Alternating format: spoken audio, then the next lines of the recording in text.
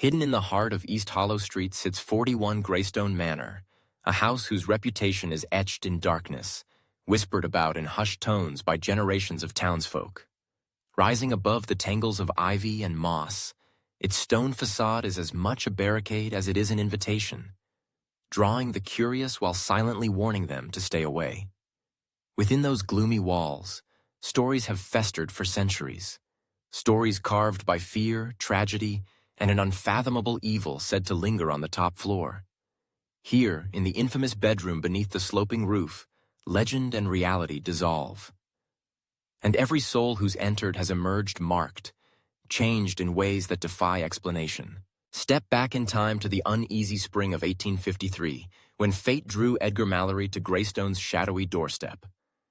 Edgar was a private man, sharp-minded and gentle, newly engaged and flushed with the brightness of love. But joy in his life dimmed quickly. His fiancée, her name all but erased from records, vanished weeks before their wedding. Her sudden disappearance an unsolvable mystery that shattered Edgar's world. Wounded to his core, and unable to find solace among friends or in the bustling streets, Edgar retreated into the manor's upper reaches.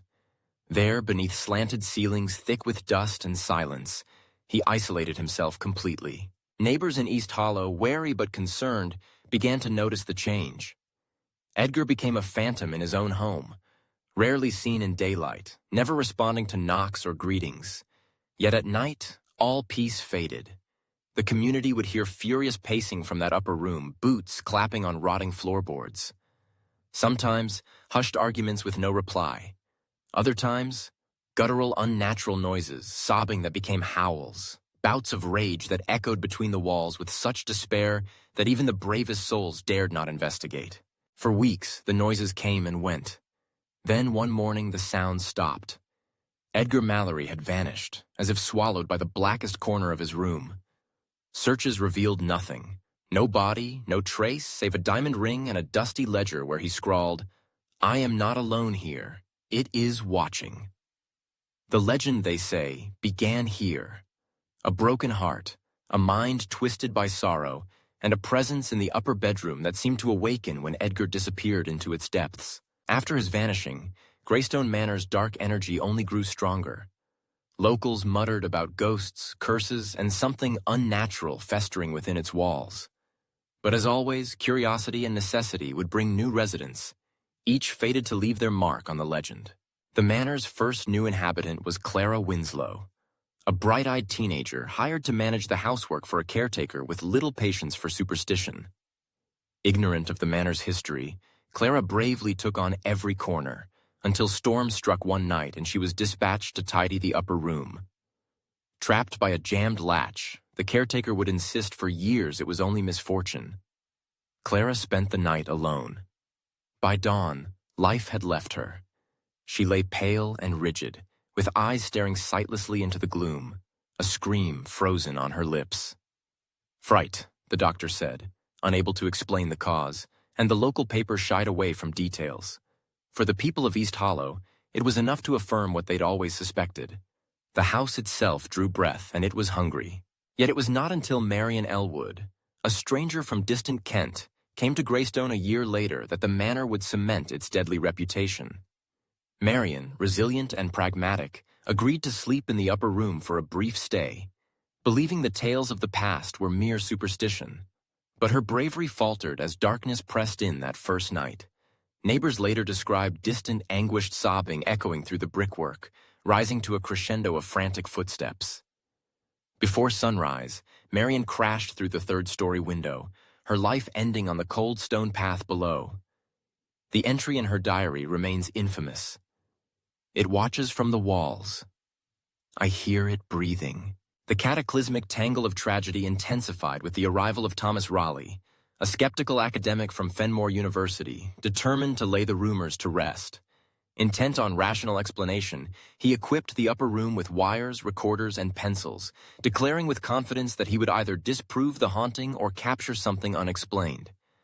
But what Thomas found, or what found him, remains speculation. In the morning, he was discovered lifeless, face etched in terror, eyes open as if still staring into the chasm above. The only strange evidence he left was hours of tape filled with whispering static, some voices so distorted that linguists failed to decipher whether they belonged to any earthly tongue. 3 fates, united by that small, cursed chamber. 3 souls who never returned whole. The fear grew into something tangible within East Hollow, a darkness that took root in public memory and in the hearts of those who dared not speak its name. By the late 19th century, the manor had become a proving ground for those who scorned the supernatural.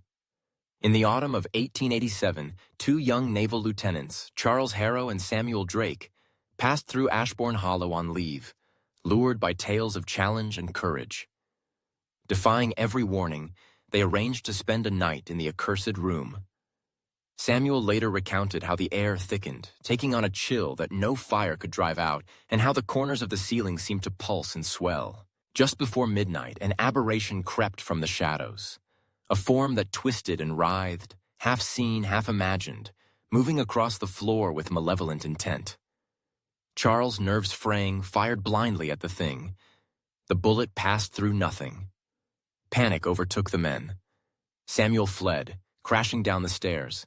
When he returned moments later, Charles was gone from the room, his body found broken below the window. The same window Marion Elwood leapt from long before. No one could explain how the door, locked from within, possessed no sign of forced entry or exit. After that night, those who once scoffed at the legend now crossed the street rather than walk past those boarded windows. Fear, once a whisper, was now a silent wail in every mind. What truly resides within Greystone Manor's cursed room? After more than a century, competing theories abound. The simplest, repeated with fear and awe, is that Edgar Mallory never truly left. His grief-soaked spirit or embittered ghost forever tangled in the room's cold embrace.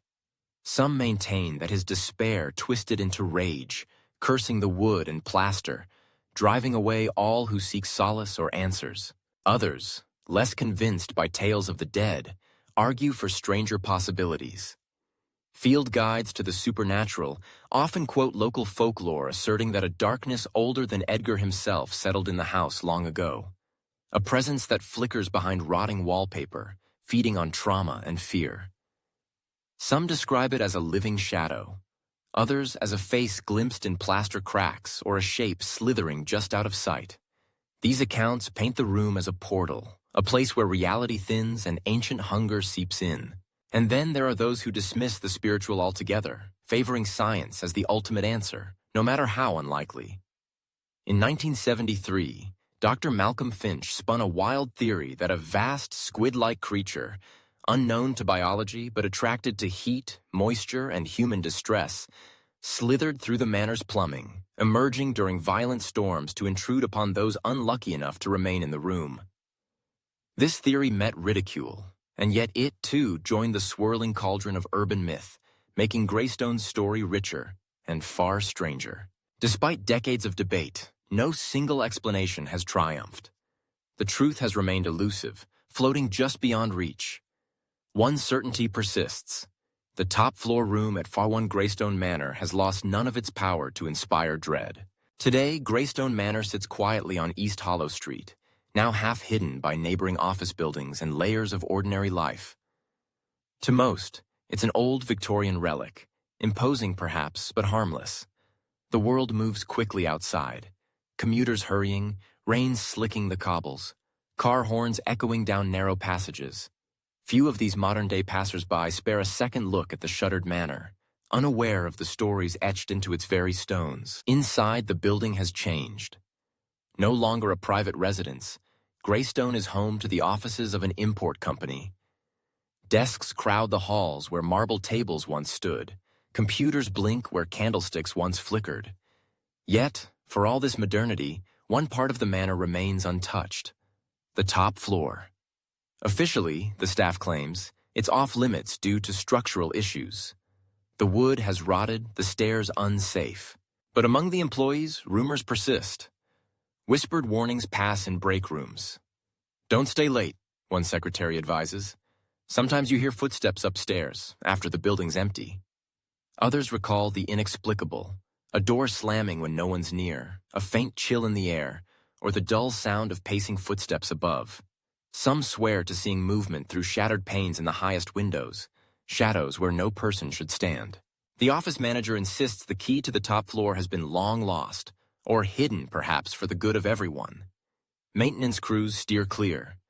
No tours are given, no repairs are attempted, and no new tenants inquire about the space.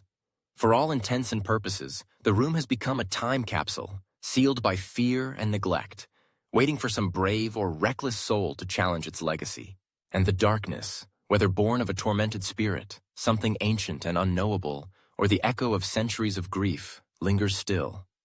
At Greystone Manor, the line between legend and truth blurs, and what waits in the upper bedroom is content to keep its secrets, for now. Perhaps someday someone will find the courage to unlock that final door and confront what lies beyond. Until then, the manor's curse endures, and the whispers continue, just as they did the night Edgar Mallory vanished forever into the darkness from which no light and no peace has ever returned.